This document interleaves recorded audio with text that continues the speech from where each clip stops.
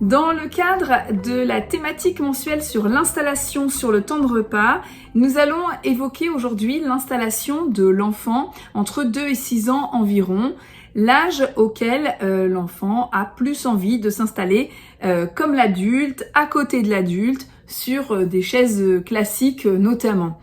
Alors cependant, toujours veiller à certains points clés essentiels dans l'installation pour optimiser un temps de repas correct, pour permettre à l'enfant d'avoir toutes les compétences sur son temps de repas.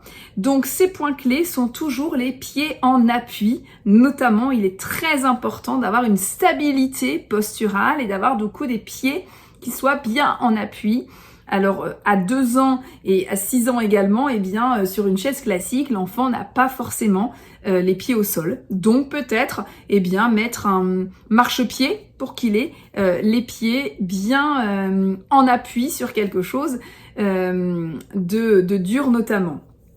Pensez toujours au soutien du dos, qui permet également une bonne stabilité posturale et d'optimiser le temps de repas.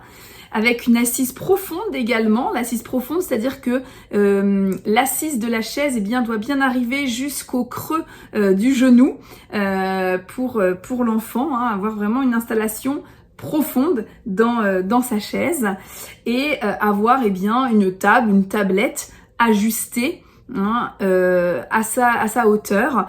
Évidemment, le repère qu'on peut avoir en tête, c'est d'avoir des coudes bien posés sur la table avec une bonne hauteur entre la table, les coudes et le tronc.